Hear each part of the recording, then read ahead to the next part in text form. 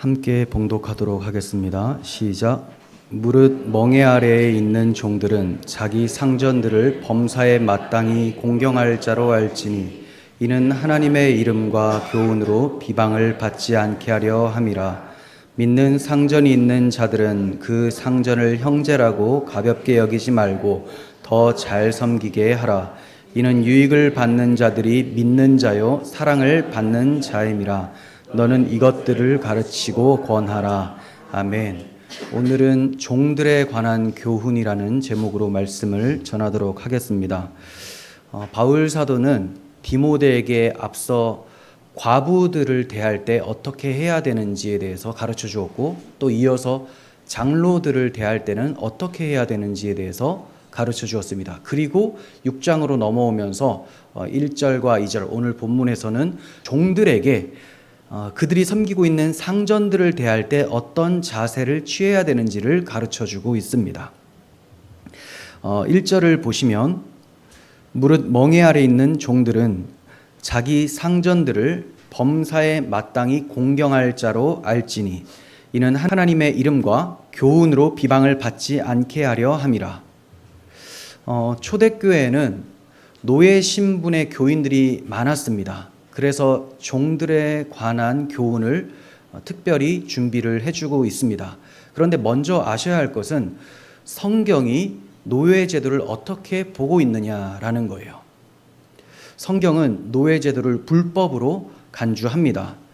노예 제도가 무엇 때문에 불법인지 크게 세 가지로 말씀을 드리도록 하겠습니다. 인간은 하나님의 형상으로 지어진 인격체죠. 그런데 그러한 인간을 노예 제도는 다른 사람이 값을 주고 사거나 또 팔거나 할 수 있도록 만들어 버립니다. 그러니까 한마디로 인신매매가 가능하게 하는 것이 노예 제도죠. 또 다른 사람의 권위에 한 사람의 의지가 종속되게 됩니다. 어떤 사람, 주인이 이렇게 하라고 하면 자신의 의지와 상관없이 그 일을 하도록 만들어 버리는 의지의 노예가 돼 버리죠. 또 세 번째는 다른 사람들의 강압에 의해서 노동력이 착취되게 됩니다. 이게 노예제도예요. 그러므로 노예제도는 불법이죠. 하나님의 형상으로 지음받아서 인격체로서 마땅히 존중받아야 되는데 이 인간을 이렇게 부리고 사고팔고 물건처럼 대우를 하기 때문에 하나님 법 앞에서 불법이 되는 거예요. 그런데 바울은 오늘 본문에서 그리스도인 종들에게 자기의 상전들을 범사에 마땅히 공경할 자로 알라, 이렇게 말씀을 하고 있습니다. 그러니까 이런 말씀을 보면 마치 바울이 노예 제도를 찬성하는 사람처럼 보여진다는 거죠. 그래서 사회 참여를 강조하는 사람들은 바울이 노예 제도에 대해서 묵인하고 있다면서 비난을 합니다. 하지만 전혀 그렇지가 않죠. 바울 사도는 서신서를 통해서 여러 차례 노예 제도가 불법이고 하나님의 뜻이 무엇인지를 밝혔습니다. 디모데 전서를 시작하면서는 율법은 인신매매를 불법으로 간주한다라는 것을 1장 10절에서 가르쳐 주었어요. 인신매매, 이건 율법이 가리키는 바 불법이다. 자, 그리고 에베소서를 통해서는 하나님께서 사람을 외모로 취하시지 않는다고 말을 하면서 종이나 상전이나 다 같이 하늘 상전이신 하나님께 속해 있는 자들이다라고 가르쳐 주었습니다. 그리고 골로새서를 통해서는 상전들에게 너희에게도 하늘 상전이 계심을 알고 의와 공평을 노예들에게, 종들에게 베풀라, 이렇게 얘기를 해요. 의와 공평을 종들에게 베푸는 것은 문화적으로 그 시대의 상황적으로 전혀 와닿지 않는 내용이거든요. 하지만 바울은 성경의 뜻을 그대로 밝히 드러내면서 의와 공평을 종들에게도 베풀어야 된다라고 강조를 했어요.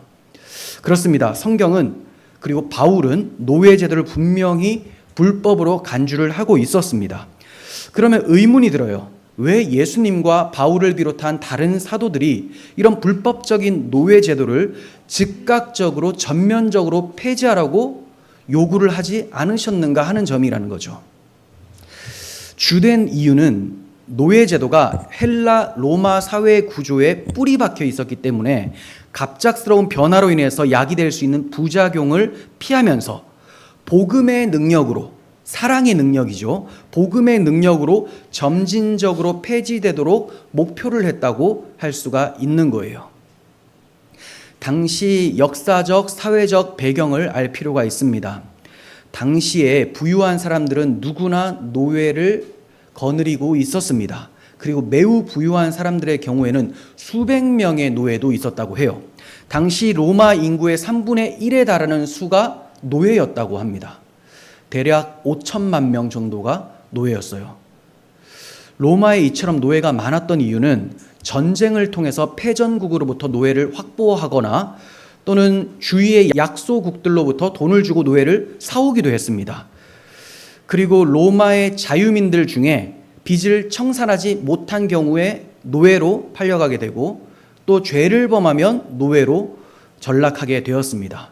그리고 많은 경우에는 부모가 노예였기 때문에 태어나면서 자동으로 노예가 되는 경우가 많았어요. 그래서 로마의 노예 숫자가 참 많았습니다.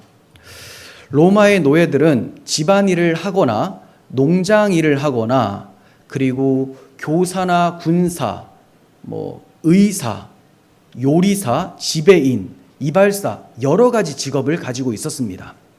이러한 상황에서 노예 제도를 즉각적으로 전면 폐지하게 되면 사회 붕괴를 초래할 수가 있죠. 그러므로 복음 전파에 온 힘을 쏟으면서 그 복음의 능력으로 사람들의 사고를 변화시켜서 점진적으로 폐지할 수 있도록 목표를 했었던 거예요. 그러니까 분명히 노예 제도는 반대인데 이것을 자연스러우면서 아주 강력하게 바꿔낼 수 있는 힘이 복음 선포, 그 복음을 들은 사람들은 하나님을 알게 되고 하나님을 두려워하게 되고 하나님의 법을 알고 그 법에 순종하고자 하게 되죠. 그럼 많은 사람들이 복음을 듣고 변화되면 사고가 변화가 일어납니다. 기독교적 사고가 일어나면 노예 제도는 마땅히 폐지되어야 될 것이 분명해지게 된다는 거죠. 만일 바울이 노예 제도 철폐를 부르짖는 사역을 했다면 그의 복음 전파 사역이 어떻게 됐을까요? 제도와 이데올로기 싸움에 휘말려서 정작 바울의 본연의 사명인 복음 전파를 하는 것은 뒤로 밀려나게 된다는 거예요. 오늘날에도 그러한 교회들의 모습이 있습니다. 예를 들면 우리나라가 자유민주주의로서 복음을 전하고 또 복음을 듣고 하는데 굉장히 자유롭죠. 하나님께서 자유민주주의라는 것은 참 귀한 선물로 주신 제도예요. 하지만 이 자유민주주의를 거스르고 침몰시켜서 공산주의나 사회주의, 자유를 억압하는 세력들이 많다라는 것 때문에 교회가 앞장서서 이 일을 감당한다. 이게 애국운동이라고 보통 말을 하죠. 이렇게 돼버리면 본연의 사명인 복음 전파에 소홀히 하게 되고 또 복음 수호조차도 할 수가 없게 됩니다. 그러니까 교회가 할 일이 있어요. 교회는 복음을 전해서 사람들의 사고를 바꾸는 것이지 그냥 타도 무찔러라 이러면서 그 싸우는 개념으로 가서는 안 된다라는 거죠. 애국운동에 빠진 교회들도 그렇고 반일운동을 외치면서 또 그런 교회들도 마찬가지입니다. 이것이 다 이념과 이데올로기, 제도에 함몰되어서 본연의 의무에 충성을 다하지 못하는 모습입니다. 분명히 잘못된 것, 옳은 것을 가르칠 수는 있어요. 하지만 이것을 교회가 전면적으로 나서서 하는 것은 아니라는 거예요. 이 두 부류의 공통점은 복음 수호가 안 됩니다. 복음을 지켜낼 수가 없는 게 자기들이 복음이 무너져 있기 때문에 이러한 상황이 발생되는 거거든요. 그리고 복음 전파가 우선이 아니라 본인들이 생각하는 이념을 뿌리박게 하는 것이 최우선의 목표로 두고 있습니다. 사회 제도의 개혁은 복음으로 말미암아 변하여 새 사람 된 각계의 진출해 있는 그리스도인들의 몫이에요. 굉장히 중요한 말입니다. 교회는 복음을 전파하고 영혼을 살리는 곳이고 그 복음을 듣고 변화된 성도들이 있죠. 이 사람들이 사회에서 각자의 임무가 있어요. 정치, 경제, 사회, 의료계, 문화계 다 있습니다. 이 사람들이 그 보내신 곳에서 최선을 다하여 하나님의 뜻이 무엇인지 목소리를 내야 되는 것이죠. 교회가 내면 반역 집단으로 인식이 되어집니다. 그런데 그 사람들은 그곳에서 영향력이 있는 사람들이고 이해시킬 수 있는 말로서 목소리를 낼 수가 있다는 거예요. 그렇게 그리스도인들은 세상의 빛과 소금의 사명을 감당해 가는 거예요. 우선적으로 복음을 전도해야 되고요. 그리고 허락하신 곳에서 복음적 가치관으로 목소리를 내어야 됩니다. 순서가 중요해요. 실제로 노예 제도는 이렇게 해서 철폐되었음을 역사가 증언을 해주고 있습니다. 그래서 목사에게 계속해서 이념이나 정치나 이거 강의해 주세요, 이런 부탁을 하게 되면 참 목사 입장에서는 당황스러워야 되는 것이 정상적입니다. 저도 그러한 요구를 좀 받게 되는데 이것 좀 얘기해 주세요. 요즘에 정치 상황들, 문화적인 상황들을 좀 얘기해 주세요. 사실 가르쳐 줄 필요는 있어요. 하지만 그것을 하는 것이 목사의 본연의 사명은 아닙니다. 복음을 전하는데 이 복음의 걸림돌이 되는 충돌하는 사고라는 것을 알려줄 필요가 있는 것이지, 이것이 전체인 것처럼 다 얘기해서는 안 된다는 거예요. 그런데 사람들은 사실 복음보다는 이념이나 정치 상황들을 듣는 것을 더 좋아합니다. 좌우할 것 없이 다 그렇게 생각을 하죠. 하지만 진짜 성도들은 복음 듣기를 소망하고 복음을 들었더니 내 사고가 바뀌어서 내가 지금 무슨 선택을 해야 되는지를 분별할 수 있게 되는 사람들이에요. 순서가 굉장히 중요해요. 복음 전파와 복음 들음이 우선이고, 변화된 사람들이 각계각층에서 자기 목소리를 내므로써 하나님의 목소리를 자기의 목소리로 대변하는 거죠. 그렇게 함으로써 세상이 변화될 수 있도록 힘을 실는 거예요. 바울은 노예 제도를 반대했으나 그보다 더 강조하고 싶었었던 것이 있어요. 정말로 교인들이 이건 알아야 된다라고 했었던 것이 뭐냐면, 허락된 상황과 주어진 신분 속에서 복음이 주는 자유함과 섬김의 능력으로 살아내면서 하나님과 동행하는 것, 이것이 중요하다는 걸 가르쳐주고 싶었던 거예요. 허락된 상황, 주어진 환경 속에서 복음이 주는 자유함, 또 섬길 수 있는 능력, 이걸 충분히 살아내는 거예요. 그렇게 하면서 내가 어디에 있든지 어디로 가든지 무엇을 하든지 하나님이 나와 함께 하신다라는 것을 기억하고 하나님과 동행하는 것, 이게 정말 중요하다는 것을 교회에게 가르쳐주고 있었던 겁니다. 고린도전서 7장 20절에서 24절 봅니다. 각 사람은 부르심을 받은 그 부르심 그대로 지내라. 내가 종으로 있을 때 부르심을 받았느냐? 염려하지 말라. 그러나 내가 자유롭게 될 수 있거든 그것을 이용하라. 그렇죠. 바울 사도는 분명히 얘기해요. 네가 종의 상태인데 이 종에서 벗어날 수 있는 상황이 있다면 그것을 적극적으로 이용해서 벗어날 필요가 있다는 걸 얘기를 해요. 하지만 핵심이 그거예요. 22절, 주 안에서 부르심을 받은 자는 종이라 할지라도 주께 속한 자유인이다. 또 반대로 그와 같이 자유인으로 있을 때, 그 종이 아닌 자유인의 신분으로 부름을 받았을 때, 복음을 종이 아닌 상태에서 듣고 예수님의 백성이 되었을 때, 그죠? 자유인으로 있을 때 부르심을 받은 자는 그리스도의 종이다, 이렇게 얘기를 해요. 너희는 값으로 사신 것이니, 자, 이 너희라는 것은 종이나 상전이나 자유인이나 할 것 없이 다 예수의 피로 하나님의 소유가 되었다. 그러니 사람들의 종이 아니다. 이것은 네가 지금 노예 상태에서 벗어나라 이런 게 아니고요. 사람들이 정해놓은 가치관과 세계관에 따라 끌려다니는 사람들이 아니라 그리스도 안에서 하나님의 종이다. 하나님을 섬길 수 있는 그런 사람들로 자유자로 변했다라는 것을 얘기를 해요. 형제들아, 너희는 각각 부르심을 받은 그대로 하나님과 함께 거하라. 그대로. 그러니까 주어진 환경과 주어진 신분, 그 가운데서 하나님을 더 사랑하고 하나님께 경배하며 살아내는 것, 이것이 정말 중요한 거다라고 바울이 가르쳐주고 싶었던 거예요. 종이든 상전이든 다 하나님의 종입니다. 그리고 종이든 상전이든 다 죄와 사망에서 해방된 자유자입니다. 이것을 기억하면서 하나님과 동행하는 것, 이것이 값진 것임을 바울 사도는 가르쳐주고 싶었던 거예요. 그러니까 지금 신분으로서는 노예 제도가 없잖아요. 그래서 나는 노예구나 이렇게 하는 사람 없어요. 하지만 상황도 마찬가지입니다. 내가 지금 상황이 이렇다. 근데 그 상황 가운데서 하나님께 경배하며 하나님을 즐거워할 수 있는 것, 이것이 바로 복음의 힘이라는 것을 바울 사도는 가르쳐주고 싶었던 거예요. 여러분들이 회사에서, 가정에서 어떠한 형편에 있든지 여러 어려움들이 있을 거예요. 근데 그 어려움을 벗어나는데 급급할 것이 아니라, 물론 벗어날 수 있다면 벗어나는 것도 필요합니다. 바울 사도가 얘기하잖아요. 하지만 그 상황에서 하나님을 원망하는 것이 아니라 복음의 능력으로 하나님을 섬기며 이웃에게 사랑을 실천하는 것, 이것이 더 값진 것이라는 것을 말해주고 있는 거죠.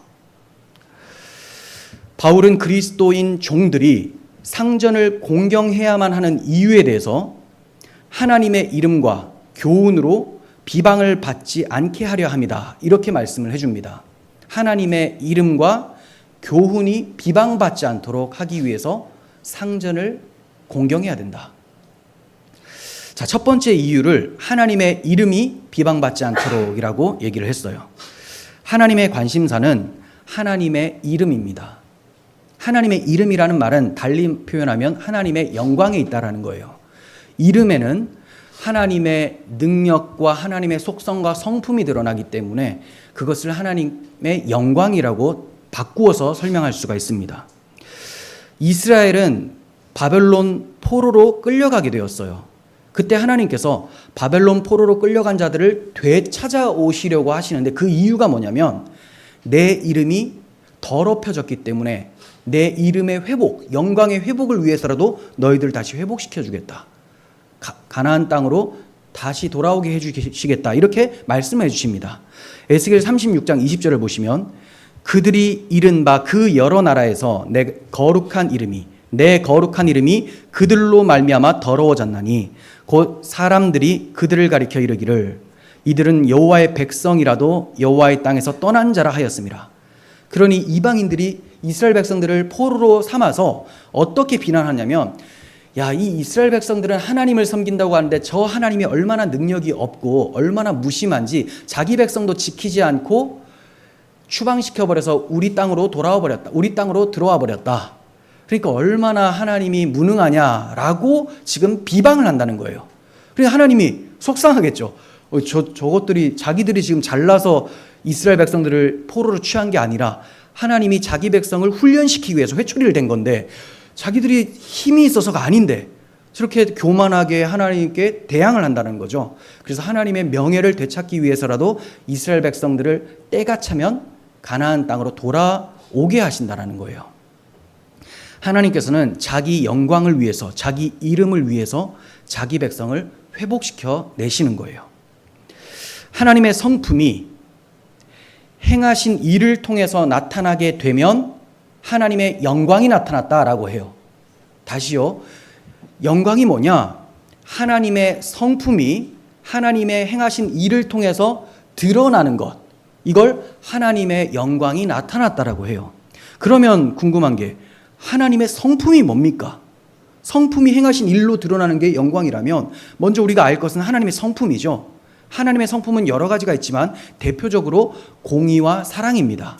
하나님은 공의로우신 분, 사랑이 많으신 분이시죠. 그러니까 공의와 사랑이 드러나는 것을 하나님의 영광이 드러났다라고 말을 하는 겁니다. 그리고 이를 경험한 피조물들이 공의와 사랑의 하나님을 찬양하게 되면 자기들이 하나님의 공의와 사랑을 입게 되잖아요. 그러면 그 하나님을 찬양하게 되면 이것을 하나님께 영광 돌린다라고 하는 거예요. 그러니까 자신들이 무언가를 해서 영광을 돌리는 게 아니라 하나님의 공의와 사랑이 하나님의 행하신 일로 드러나게 되면 이것을 본 사람들, 경험한 사람들이 공의와 하나님, 사랑의 하나님을 찬양하게 돼요. 그것을 하나님께 영광 돌린다라고 하는 거예요. 하나님의 영광이 어디에서 절정으로 나타났습니까? 달리 말하면 하나님의 공의와 사랑이 어디에서 절정으로 드러나게 됩니까? 십자가죠. 하나님께서 공의로우신 분이시기에 죄인을 반드시 심판하셔야 됩니다. 그런데 이 심판을 죄인들에게 하신 것이 아니라, 왜냐하면 죄인들을 사랑하니까 죄인들에게 하신 것이 아니라 자기 아들에게 공의로운 심판을 내려버리세요. 그리고 죄인인 자들을 예수 믿게 하시고 저들을 용납해 주시죠. 죄를 용서해 주세요. 그래서 십자가에서 하나님의 공의와 사랑이 절정에 달했다라고 표현을 하는 거예요. 구원받은 성도들은 십자가에 나타난 공의와 사랑의 하나님을 찬양하며 영광을 돌립니다. 왜냐하면 자신들이 어떻게 구원받게 됐는지, 십자가의 은혜로 구원받게 되었음을 알기 때문에 십자가의 공의와 사랑이 나타났죠. 그러니 십자가를 아는 성도들은 공의와 사랑의 하나님을 찬양하게 돼요. 자, 이것을 가리켜서 예배라고 합니다. 그러니 예배의 핵심, 중심이 뭡니까? 하나님께 영광이고, 하나님께 영광을 돌리기 위해서는 십자가를 의지하여 나아가야 되는 거죠. 십자가의 공의와 사랑이 나타나니까, 거기에 하나님의 성품이 나타나니까. 복음을 믿고 성령을 받은 성도들은 하나님의 관심사가 자신의 관심사가 돼요. 이전에는 그냥 내가 정하는 것이 내 관심사였어요. 나 이거 좋아, 나 저거 좋아였는데 이제는 바뀌었어요. 하나님이 이거 좋아하시면 나도 그것이 좋습니다로 바뀌어버렸습니다. 왜냐하면 공의와 사랑의 하나님의 영을 받았기 때문에, 하나님의 마음을 가졌기 때문에 하나님이 기뻐하시는 것을 나도 기뻐하게 되는 거예요. 새 사람이 되어버린 거죠. 그래서 하나님의 이름과 하나님의 영광에 관심을 두게 됩니다.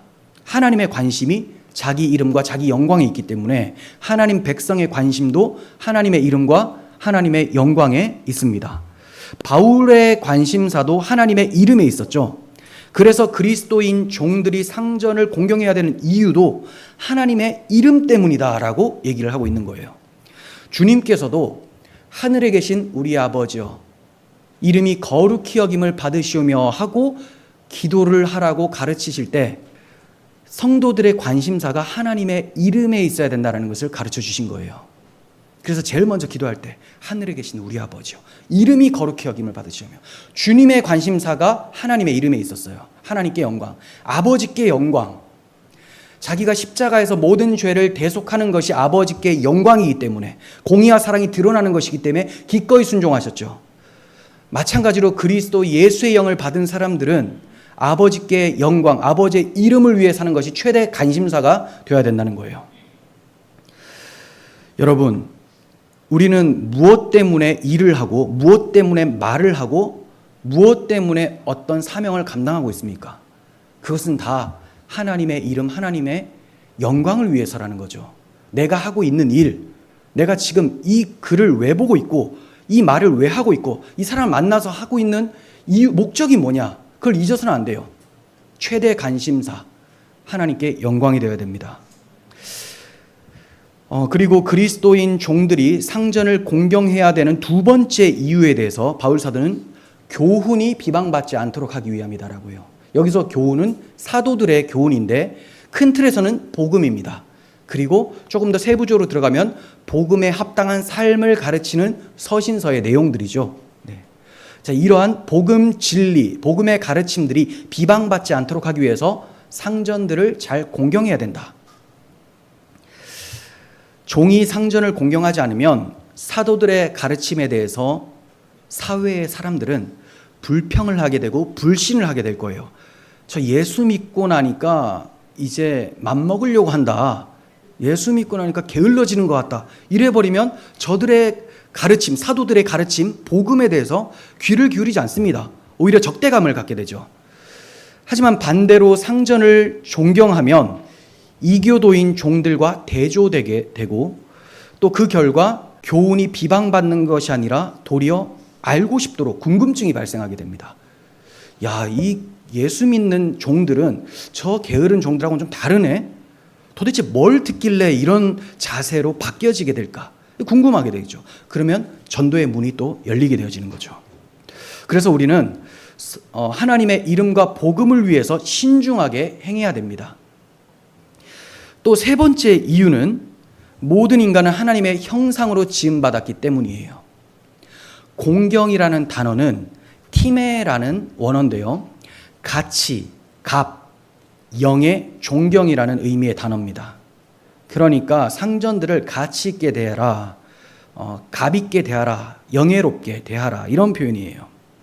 믿지 않는 상전들 또한 하나님의 형상으로 지음받은 인격체라는 것을 잊지 말라는 거예요. 나는 예수 믿었으니 이제 자유자고 나는 구원받는 사람이 돼서 아주 가치 있게 됐다. 하지만 저 사람은 안 믿으니까 가치가 없는 사람이야. 이렇게 생각하지 말라는 거예요. 다 처음 지어질 때 하나님의 형상으로 지어졌어요. 물론 그 하나님의 형상이 굉장히 많이 파괴되었습니다. 하지만 하나님의 형상이 흔적이 남아 있습니다. 그래서 모든 사람들은 신자건 불신자건 자기 인격을 가지고 있기 때문에 인격을 모독하는 것을 참을 수 없어 해요. 그래서 인격체로 대하면서 존중해 주라는 겁니다. 비록 상전들은 종들을 그렇게 대하지 않는다 하더라도 그리스도인이 된 종들은 하나님의 형상으로 상전들을 여기면서 인격적으로 존중해 주어야 됩니다. 그래서 바울 사도가 범사에 상전들을 공경하라 이렇게 얘기해요. 범사에. 저 상전이 너를 학대하든 뭐 어떻게 하든 간에 그냥 하나님의 인격으로 지어진, 하나님의 형상으로 지어진 인격체라는 걸 기억하고 또 하나님의 이름과 교훈이 비방받지 않도록 하기 위해서라도 공경해야 된다라고 얘기를 해주고 있는 것이죠. 모든 일에 모든 상황에서 범사에 그렇게 하라고 해요. 그러므로 베드로 사도도 사환들에게 말을 하기를 범사에 두려워함으로 주인들에게 순종을 하라. 선하고 관용하는 자들에게만 아니라 까다로운 자들에게도 그렇게 순종하라라고 권면을 했습니다. 자, 이제 2절을 봅니다. 믿는 상전이 있는 자들은 그 상전을 형제라고 가볍게 여기지 말고 더 잘 섬기게 하라. 이는 유익을 받는 자들이 믿는 자요 사랑을 받는 자임이라. 너는 이것들을 가르치고 권하라. 사도는 1절과는 다르게 2절에서 믿는 상전이 있는 종들은 이렇게 얘기를 하고 있어요. 그러니까 1절에서는 불신자인 상전들을 대상으로 얘기를 하는 거죠. 불신자인 상전들. 근데 2절에 넘어와서는 이제 복음을 듣고 믿어서 주 안에서 형제된 상전을 모시고 있는 종들에게 권면을 해주고 있는 거예요. 그 상전을 형제라고 가볍게 여기지 말라고 얘기를 하죠. 오히려 더 잘 섬겨야 된다. 이렇게 권면해주고 있습니다. 분명 믿는 종들은 자신의 주인이 동등한 신자가 되었기 때문에 이제 종의 신분에서 벗어나는 행동을 했었던 것으로 보여집니다. 그래서 주인의 권위를 무시하고 자기 멋대로 행하는 모습이 분명히 나타났을 거예요. 또한 믿는 종들 가운데 교회의 장로가 되는 사람도 있었을 겁니다. 왜냐하면 교회는 종이나 자윤이나 그런 등급을 매기지 않기 때문에 그리스도 안에서 동등한 가치라는 걸 인정해 주기 때문에. 자, 그러면 자기가 종이지만 교회에서는 이제 상전인 것이죠. 하지만 성도는 자신의 지위를 이용해서 군림하려는 자가 아닙니다. 상전일지라도, 사회적 상전일지라도 교회에 들어오면 자기가 상전이라고 막 뻐기질 않아요.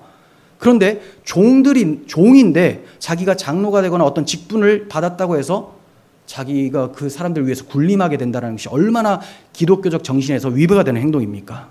오히려 기독교 정신은 자신보다 남을 더 낮게 여기고 잘 섬겨야 된다고 가르치고 있어요. 우리 주님께서 그렇게 제자들을 섬기지 않았습니까? 발을 씻기신 것도 그런 것이지만 그것과 비교할 수 없을 정도로 자신이 낮아지시면서 사람들을 섬긴 행위가 뭡니까? 십자가에서 죽기까지 자기 피로 사람들을 섬겨주신 거예요. 그러한 사랑을 받은 성도가 형제 위에 군림하거나 형제를 가볍게 여겨서 되겠습니까? 더구나 사회적으로 종의 신분인데, 그러면 앞서 염려하여 말씀한 것처럼 하나님의 이름과 교훈이 비방을 받을 수가 있게 되죠. 그래서 종들은 비록 형제 되었다 하더라도 형제인 상전들을 가볍게 여겨서는 안 돼요. 만약에 그렇게 여긴다면 그 상전인 형제가 시험에 들 수가 있습니다. 야, 나는 그리스도 안에서 한 형제라고 이렇게 잘 대해주는데 저 사람은 나에게 너무 멋대로 행동하게 된다. 분명히 사회에서는 상전과 종의 관계예요. 해야 될 일들이 있어요. 근데 그걸 하지 않는 거죠. 그러면서 계속 평등하다 주장만 하면 자기가 믿고 있는 이 기독교 가치에 대해서 굉장히 혼란이 찾아오고 시험에 들 수가 있게 되죠. 오히려 형제를 실족하게 만드는 악한 행동이 될 수가 있는 거예요. 그래서 이러한 행동들은 오히려 상전 입장에서 괜찮아, 편하게 해, 이렇게 얘기해 줄 수는 있어요. 근데 종의 입장에서 괜찮지? 이거는 아니라는 거예요. 참 어이가 없는 거죠. 이런 관계들이 굉장히 많습니다. 위에서 밑에 편하게 하라고 해야 되는 건데 밑에서 괜찮죠? 이렇게, 이거는 잘못된 거라는 거예요. 믿는 상전을 더 잘 섬겨야 하는 이유가 유익을 받는 사람들이 믿는 자고 사랑받는 자기 때문이다. 이렇게 얘기를 또 해주고 있어요. 유익을 받는 자들. 그러니까 종들이 잘 섬겨주면 유익을 받는 사람들이 상전이 되겠죠. 예, 상전을 얘기해요. 그런데 이 상전이 어떤 상전이냐? 믿는 사람이라는 거죠. 그리고 사랑을 받는 자이기 때문에 특별히 더 잘 섬겨라. 믿는 사람들이, 믿는 상전들이 사랑을 받는다라고 하는데 어떤 사랑을 받았을까요? 하나님으로부터 사랑을 받고 또 경건하게 행동하니까 교회로부터 칭찬을 받고 사랑을 받는 상전이라는 거예요. 그러니까 그렇게 경건하고 사랑이 많은 상전이다 보니까 이 종들에게 굉장히 관용을 베풀었겠죠. 잘해주니까 기어오르게 되는 거예요, 이게. 그래서 정말 그 경건의 본을 보였더니 이제 자기 지위를 잊어버리고 가볍게 여기면서 막대하게 되는 거죠. 이런 상전이기 때문에 종의 신분인 교회 형제들에게 얼마나 잘 대해 주었겠습니까? 그런데 인간이 참으로 악한 것이 잘해주는 사람을 만만하게 여기는 버릇이 있어요. 이것은 군대 가본 분들은 다 아실 거예요. 군대 가면 누구한테 잘하냐? 나쁜 고참한테 잘합니다. 매 안 맞으려고. 근데 잘해주는 고참한테는 처음에는 잘 듣는 것 같지만 나중에는 기분 나빠요. 야, 너 이거 왜 안 했어? 하면 꼭 저만 해야 되는 건 지금 말입니까? 막 이래요. 그럼 너만 해야지. 뭐냐? 왜 저한테 그러십니까? 막 이렇게. 근데 이제 나쁜 고참이 딱 등장하면 제가 하겠습니다. 이렇게 되는 거죠. 그러니 이제 이런 말이 있어요. 잘해주면 안 된다. 매로 다스려야 된다. 요즘에는 뭐 그런 게 없었었죠. 군대에. 그런데 사람이 그래요. 지금 보세요. 그 학생 인권 조례 때문에 지금 난리가 났죠. 오히려 선생님이 잘해주니까 기어오르면서 선생님을 팹니다. 근데 예전에는 선생님이 너무 학생을 많이 팼어요. 그래서 나와 하면 이제 막 진짜 무서운 선생들 앞에서는 중학생, 고등학생들이 실례까지 합니다. 바지에. 그 정도로 무서워요. 엄청 때리니까. 그리고 저희 고등학교 1학년 때 선생님은 학생 인권 조례가 통과하면 자기는 이제 교직을 내려놓겠다. 너희들 때리는 재미로 살았는데 이제 어떻게 때리냐 이러더라고요. 그건 나쁘죠. 우스갯소리라고 할 수 있는지 모르겠어요. 왜냐하면 진짜 많이 때렸거든요. 근데 그런 사람들은 좀 나쁘죠. 근데 이게 또 없어지다 보니까 선생의 권위, 이 권위는 좋은 말로 잘 안 섭니다. 이 인간의 악한 본성이 있기 때문에 기어올라요. 그래서 이런 이제 좋은 상전들에 대해서 악한 이제 본성이 튀어나오면서 좀 가볍게 여기는 모습이 그 당시에도 있었을 거예요. 오늘날에도 그리스도인이 경영하는 회사에서 일하는 그리스도인 직원들이 때때로 같은 잘못을 저지르곤 합니다. 그래서는 안 돼요. 오히려 믿는 사원들은 믿는 상사를 더 공경하고 잘 섬겨야 마땅합니다. 저 사장님이 믿는 사람이니까 날 이해해 주시겠지. 내가 이렇게 놀아도 뭐라고 안 하겠지. 근데 이게 그런 마음이 안 찾아올 수가 없어요. 저 사람 좋으면, 저 사람 교회 다니고 장로고 집사라고 하면 그거 이용해서 자기 좀 편하게 하려고 하는 것이 몸에 배어 있습니다, 사람들이. 그래서 오히려 그거를 저 사람은 잘해줘도 나는 저렇게 생각하면 안 되겠다. 이렇게 대해야 되는 거죠. 여러분, 허락된 신분과 상황에서 선을 행하며 하나님과 이웃을 섬기는 성도들에게 어떤 소망이 약속되어 있는지 보겠습니다. 디모데전서 6장 19절. 자, 이렇게 종들에 대해서 얘기를 하고 나서 6장 끝에 보면 이런 약속을 해줍니다. 이것이 이렇게 잘 섬기는 것이 장래에 자기를 위하여 좋은 터를 쌓아 참된 생명을 취하는 것이니라. 너희가 허락된 신분과 상황 속에서 선을 행하고 꼭 종들뿐만이 아니라 모든 성도들이 각자 맡은 것에 최선을 다한다면 장래에 자기를 위하여, 장래라는 것은 천국이죠. 천국에서 자기를 위해 터를 쌓는다라는 것은 보화를 쌓는다고 주석가들은 다 일제히 말을 합니다. 하늘 보화를 쌓아두는 것이다. 그것이 바로 참된 생명을 이 땅에서도 누리고 하늘에서도 누리게 준비하는 것이다 라고 얘기를 해주고 있어요. 이 소망이 있기 때문에 비천한 신분과 어려운 상황 속에서도 아름다운 섬김의 삶을 살아갈 수 있는 거예요. 그래서 바울 사도가 끝에 6장 끝에 보면 이렇게 권면을 해주고 있죠. 염려하지 마라, 힘내라, 너희에게 장래의 약속의 소망이 있다. 이렇게 얘기를 해주고 있죠. 또한 바울은 하나님께서 이처럼 신실하고 충성된 성도들에게 보상을 해주신다고 약속을 합니다. 얘기를 해줍니다. 에베소 6장 8절. 이는 각 사람이 무슨 선을 행하든지 종이나 자유인이나 주께로부터 그대로 받을 줄을 알미라. 너희가 행한 그대로 주께서 보상해 주신다. 이렇게 얘기를 해주고 있습니다. 그러니 여러분들이 하는 일을 사람들이 인정하지 않아도, 칭찬해 주지 않아도 우리 주님은 그것을 기쁘게 여기시고 마지막 날에 잘하였다, 착하고 충성된 종아라고 말씀해 주시고 보상을 해 주신다는 거예요. 오늘날 우리 사회에는 노예 제도가 없습니다. 억압된 환경과 상황은 있을 수 있지만 바울의 상황, 바울 당시 상황과는 상당히 다릅니다. 자유민주주의 안에서 살고 있기 때문에 우리의 몸은 자유자의 몸이죠. 그리고 자유자의 몸인데 몸뿐만이 아니라 예수 그리스도의 복음으로 거듭났기 때문에 영혼까지 자유로워졌어요. 죄와 사망에서 해결받은 자유자입니다. 몸도 영혼도 자유한 상태. 이거 정말 큰 복입니다. 이런 나라가 잘 없습니다. 그러니까 이 대한민국에서 신앙생활 한다는 것은 엄청난 복을 받은 건데, 자, 이러한 복된 몸과 또 복된 영혼의 상태에서 성경 우리에게 요구를 하는 게 있습니다. 자유자로서 서로 사랑으로 종노릇하라. 갈라디아서 5장 13절. 형제들아, 너희가 자유를 위하여 부르심을 입었으나 그러나 그 자유로 육체의 기회를 삼지 말고 오직 사랑으로 서로 종노릇하라. 누가 여러분들에게 종이 되라라고 억압하지 않아요. 하지만 우리가 하나님 안에서 자유자가 되었기 때문에, 그리스도의 종이 되었기 때문에 사랑으로 섬기게 되는 거예요. 자발적으로. 누가 섬겨라 해서가 아니라 자발적으로, 예수님이 자발적으로 섬겼죠. 우리를 사랑하기 때문에. 사랑을 가지면 사람들의 종이 됩니다. 사랑하면 진다라고 하죠. 사랑하면. 연애를 할 때도 더 사랑하는 사람이 진다라고 해요. 왜? 섬기거든요. 더 사랑하니까. 우리는 엄청난 사랑을 받았어요. 그렇기 때문에 섬기게 됩니다. 저 사람이 주지 않아도 섬길 수 있게 되는 거예요.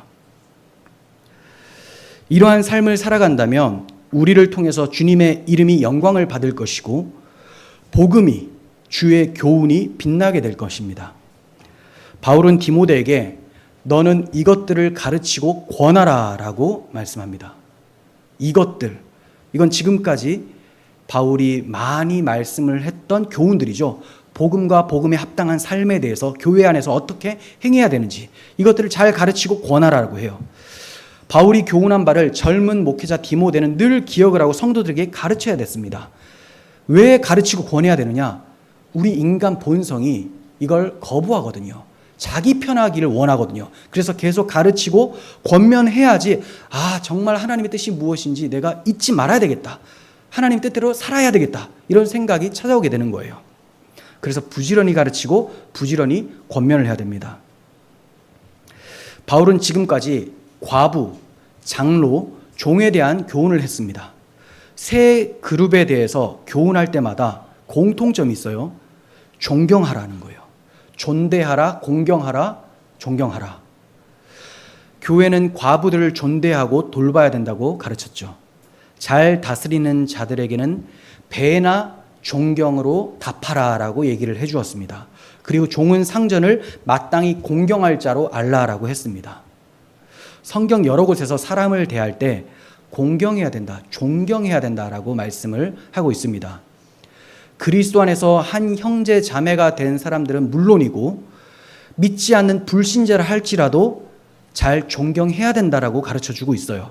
왜냐하면 그들이 모두 하나님의 형상으로 지음받은 인격체이기 때문에 그렇습니다. 우리가 이 점을 기억하고 또 하나님의 이름과 복음을 위해서 서로 존경하며 살아간다면 교회 내에서 인간관계는 물론이요, 사회에서도 원만한 인간관계, 칭찬받는 인간관계가 형성될 거예요. 그러면 선교의 문도 열리게 될 것이고, 그렇게 복음을 전할 때 복음을 들은 사람들이 변화가 되면 사회가 다 주님의 뜻대로 점점 변하게 될 것입니다. 하나님께서 기뻐 받으시는 교회 생활, 사회 생활, 직장 생활 되시기를 간절히 소원합니다. 기도하겠습니다. 거룩하신 하나님 아버지, 우리를 하나님의 아들의 피로 불러주셨습니다. 이제 자유자가 되었고 자발적인 그리스도의 종이 되었습니다. 이 사랑의 종으로서 세상에 나아가서 또 사회에 나아가서 교회 안에서 서로 종노릇할 수 있도록 은혜를 베풀어 주시옵소서. 허락하신 신분과 상황에 최선을 다하며 순종하며 하나님과 동행하는 복음의 능력이 저희의 삶에 나타나게 하여 주시옵소서. 우리 구주 예수 그리스도의 이름으로 기도합니다. 아멘.